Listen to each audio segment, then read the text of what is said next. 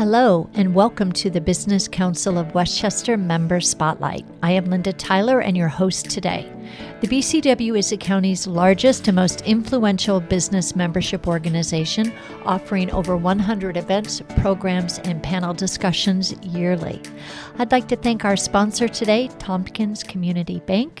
Tompkins Community Bank is proud to support the Business Council of Westchester. For generations, Tompkins has helped the communities we serve thrive and grow. As a community-based financial institution, we consider it our duty to provide innovative financial solutions for local families and businesses as they navigate their financial journeys. At Tompkins, you don't have to choose between business as usual. Instead, choose business accomplished and business accelerated with cash management solutions that help you manage your growing business. Tompkins, your bank of choice. Today, we're joined by two incredible guests for an insightful conversation about the current real estate market, preparing to buy or sell a house, and the impact of home staging. We'll also examine the importance of building trust and strong communication with clients, regardless of the industry you're in.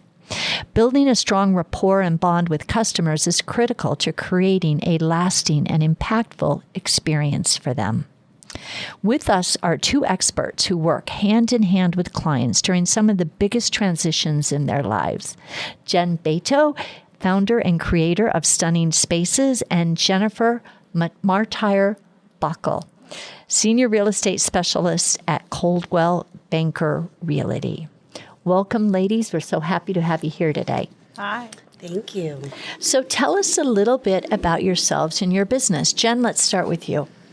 So I am the owner of Stunning Spaces, and our specialty is truly transforming the property and getting it to the best possible place so that it could showcase beautifully and buyers really want to buy that home. And I have to say, I've seen your work. It's gorgeous. Absolutely, you have a beautiful eye for that. Thank you.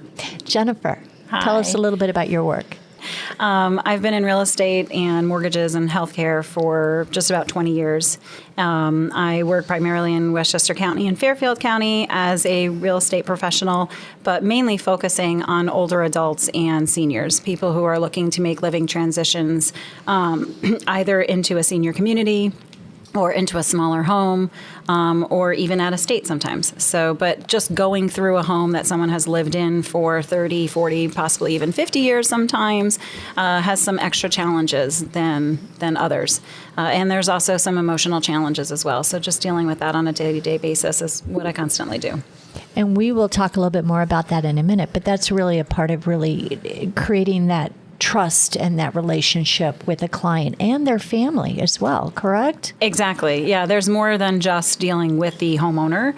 There's many other parties in the transaction and people that you have to accommodate and make sure that everyone is okay with the decision that's being made. And, it has to be a group effort. So tell us a little bit about what inspired you to really create and develop this subspecialty. Working with people in transition. Yeah, so I started my career in mortgages and real estate. That's my adult, working professional career. That's where I started. I pivoted from that to home health care.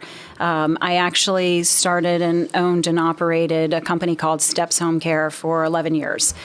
We were doing all in-home private, either nursing, caregivers, CNAs, everything with inside the houses. When I was in that industry, that's what opened up this passion for me of wanting to really putting that in perspective, like what is that stage of life? And I learned so much about just human interaction and human thought and human behavior during that ownership period. When I sold that company, one of the things that I always saw was people being placed incorrectly, people moving to a senior community and it wasn't the right fit for them, or people who have downsized to a smaller home and it was not the right fit for them. It was fantastic when I was in home care because they were calling me to bring in home health aides. And I just kept thinking to myself, if they would have just made a better decision at that moving point, maybe they wouldn't need the home care. Maybe they could have avoided it. because, yes, of course, as a business owner, I loved watching my home care business grow. But I would look at these families and see the financial burden that was being put on them. And you had daughters that were not being a daughter to their mom anymore. They turned into, it wasn't even a reverse role of mother-child. It became an assistant, and it was just a burden that was just emotionally draining on everybody. And I just said, this isn't right. Daughters need to become daughters again. Sons need to become sons again. They shouldn't be bathing and washing their moms. Like, that's just not how life should be. They should be you should put your loved one in a place where they can live with dignity and respect and shouldn't feel like this is going to be a burden to you. And we'll hold that thought for a minute, because as you've said, and we've seen it here in Westchester County and many our members, we have some incredible, lovely, specialized aging home communities of every different type and size and for all types of different needs. And that's a conversation for maybe later or another day. But really, I've been so impressed by what's available here in Westchester County. Jen, why don't you talk to us a little bit about what inspired you to open Stunning Spaces and to really, because you're creating a nest, really, for someone. A home and where we choose to live is important, but then our environment is equally important within our home. So let's talk a little bit about that. Sure. I started Home Stunning Spaces because I saw an opportunity for people to see the potential in their space. I have the ability to see the potential in a space, and I was really looking for a way to bring my creativity to light, quench my addiction to home goods and stores like that I think most women have. I always wanted to spruce up my space, and it comes to a point where you're doing it too much. So I wanted to be a blessing to others and really problem solve. And I started seeing an opportunity with these properties that just really had so much potential, and buyers were struggling to see the potential in it, but sellers were struggling to sell the properties. So my role at Stunning Spaces is to really prepare the space to get it to a point where the client, the seller, feels comfortable in showcasing their property, and we're doing it where we're stripping their personal touch away from that property and making it something that is more appealing to the masses or the larger pool of buyers. So let's talk a little bit about that. What are some things, and this question is really for both of you, that people need to be thinking about when you're getting ready to sell your home? Like, what are potential buyers really looking for? What are the things you should focus on? And then also, conversely, the same thing. If you're getting ready to purchase a house, what should some of your number one priorities what should they be? So I always start with turning the home back into a house. That's the phrase that I usually tell my clients. Like, this has been a home for you. Let's now turn it to a house, because somebody else doesn't want to live in your home. Okay, they want to live in a beautiful house.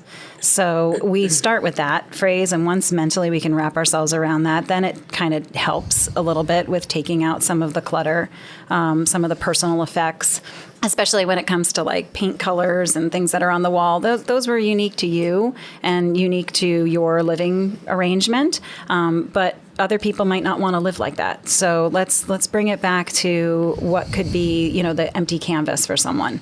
You don't want to make it too empty, because they don't envision. So it can't be just like a white wall, because a lot of buyers can't envision that either. So you want to make it cozy and comfortable for them, but just not too over the top. So I always use like a hotel room as an example.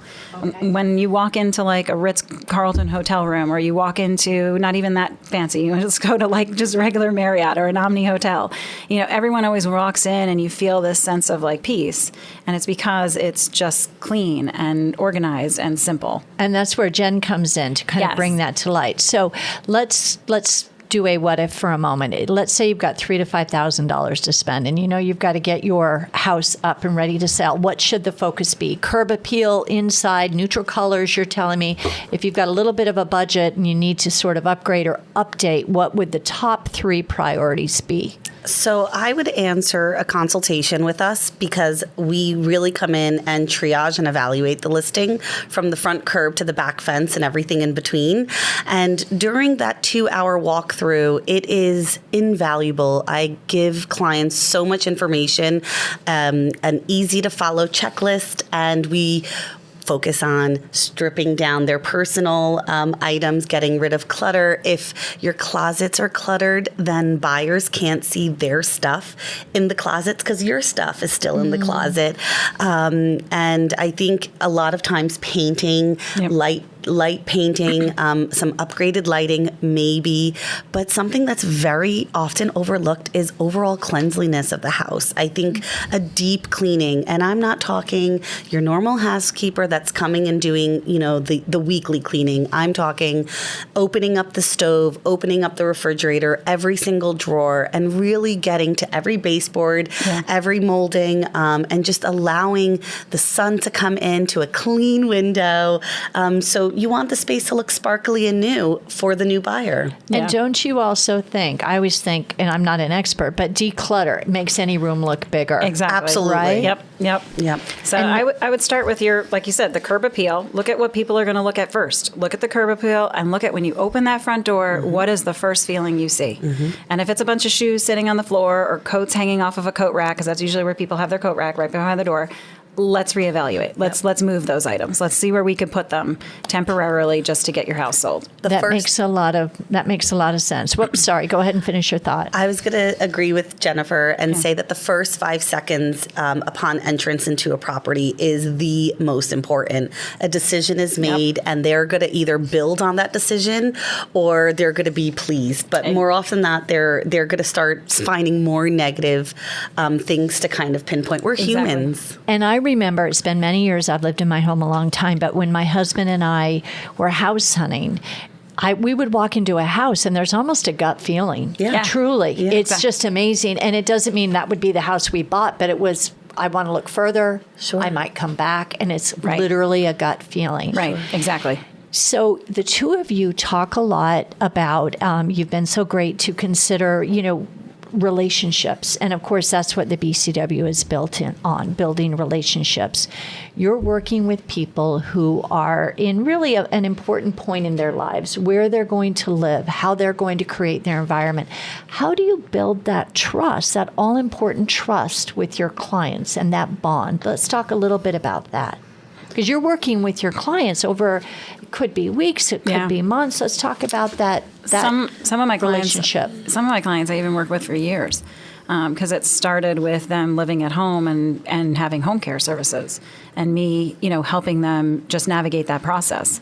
A lot of families don't know what they don't know. So they think, oh, can mom or dad live here? Maybe mom or dad needs to leave. There's so many options in Westchester County, but it depends financially as well. Like some people might not be able to afford all of the options. It might have a limited budget. So what can we do with inside that budget?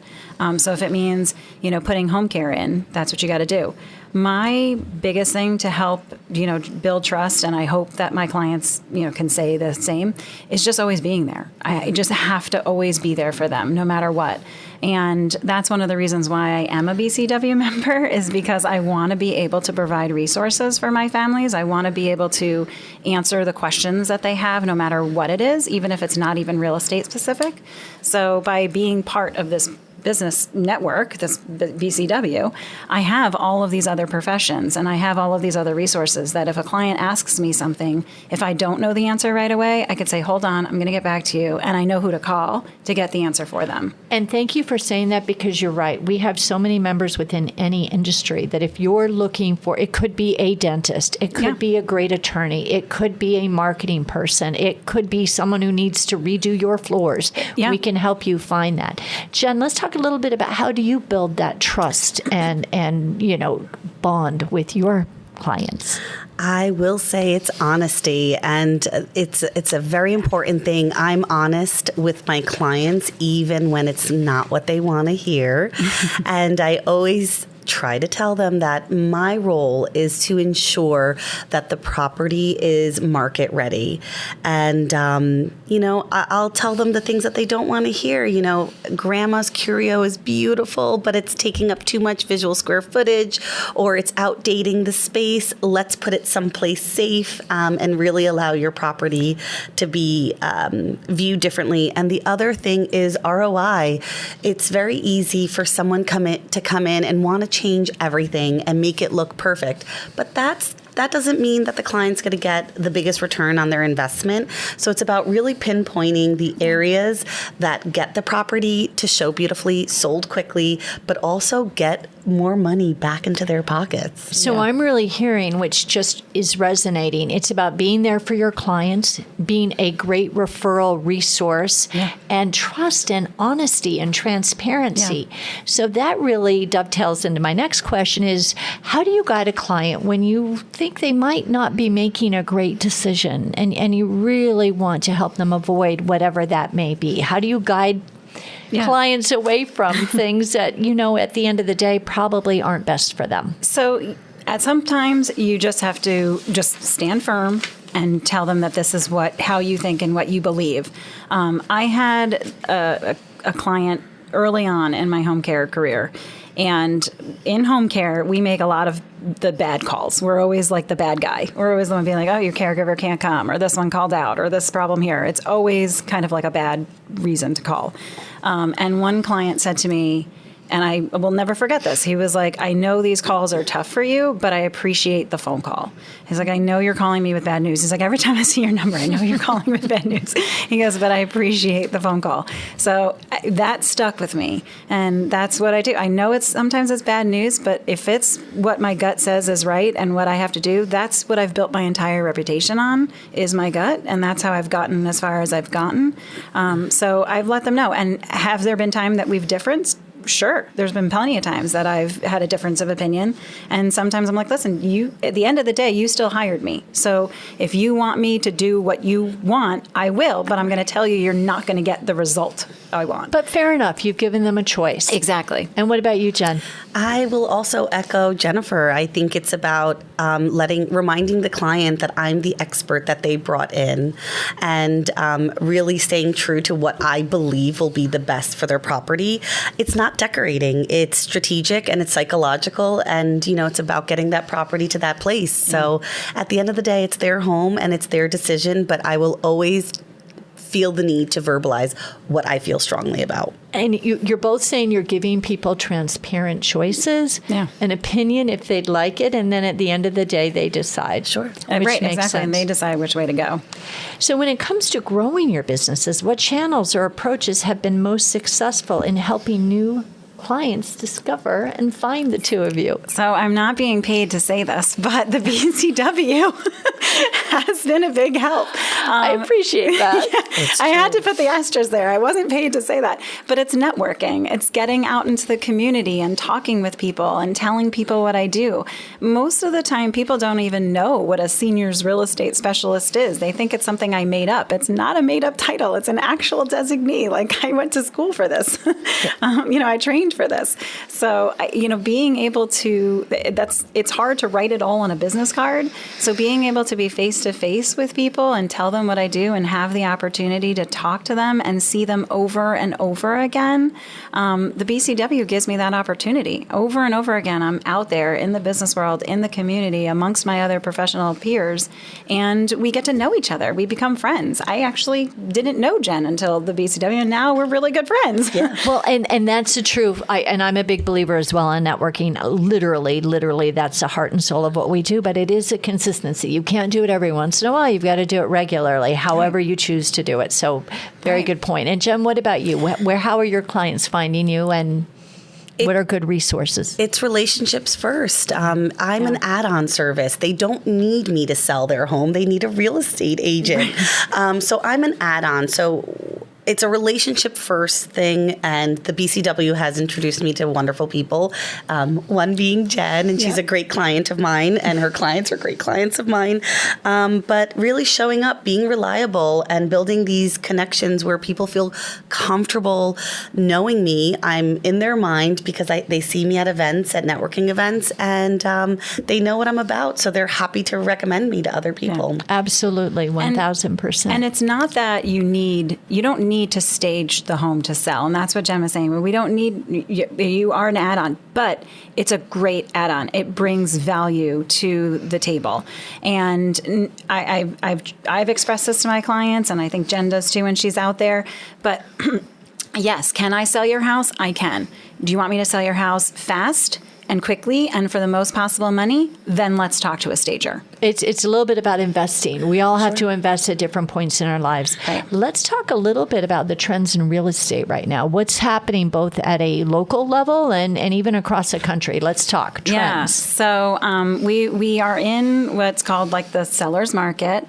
I don't think we're still totally in a full seller's market. This is just my personal opinion. I do think there's going to be some changes on the horizon, especially for the Northeast and the New York area.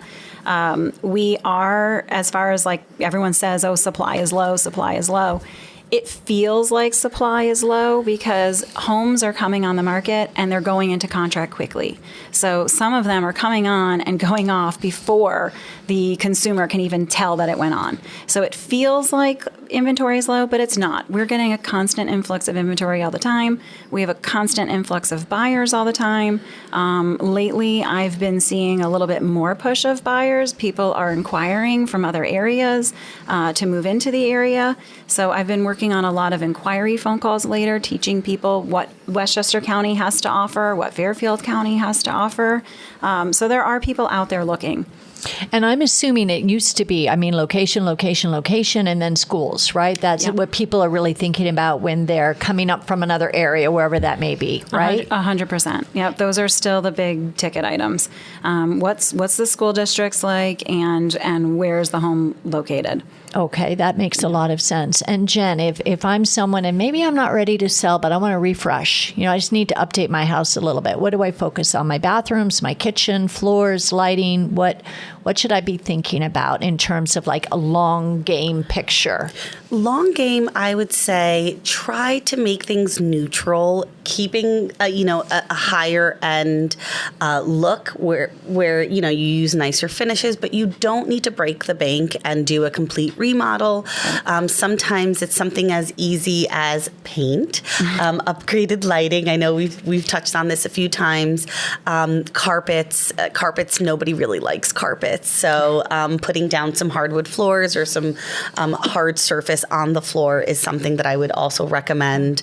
Things like that. Lighting is big. Lighting is huge. Yeah, that's a big one. You can change an entire room just by the lighting. I do lighting a lot. And a fresh coat of paint. Yeah. Right? Yep. And even pulls, changing out the pulls to your kitchen cabinets. So true. Little things are truly a little bit of, even the backsplash in your kitchen, right? Adds a whole new, whole new look to the kitchen. A new whole faucet. New Yes. Good points. So you two have been amazing, and we've been able to really touch upon a lot of really great topics, not just in the real estate world, which matters a lot, but also customer and client relations. Yeah. And so you're amazing, Linda, because to be honest, with the two of us together, I'm surprised we stayed on track. Well, it's been a lot of fun. It's been a lot of fun, and I love hearing these stories. And you two have really built successful businesses, and that kind of dovetails into my very last question before we wrap is, what is your why? Why do you love doing what you do, and what is the most exciting thing that you look forward to when you go to work? I love it because I'm truly helping everyday normal people problem solve and get through the chaos of what selling really is. I think just being that support system for them, that having that toolkit of other businesses that I would recommend and agents that I would recommend is huge. Sellers are savvier than ever, but so are buyers, and they're really looking for an opportunity to level up in their new space. Exactly. The same. My clients definitely are a big one for me. Learning the families is a big one for me. My biggest why, though, I have to say, like selfishly, is my kids. I have 3 children. They look at me. They look at me all day long. but I have twins that are 13 and an 11-year-old, a boy and 2 girls. And I look at my daughters all the time, and I just want to show them that you can work and you could be a mom, you could be successful, you could be social, you could be a nice person. You don't have to be mean to be successful. You don't have to be bossy. It's just, things just... Almost, it's going to sound cheesy, but like the magnet, you just be a good person and things will come to you. And that's what I try to show my kids every day. That's beautiful. And they're my biggest why. That's what they do. They're the reasons why I do everything. I can't think of anything more beautifully said by both of you, and you're both inspiring, and you're building great businesses, and you love what you do, which is, those 2 combinations are very powerful. Yeah. And thank you so much for being here today. Thank you for having us. Thanks for having us.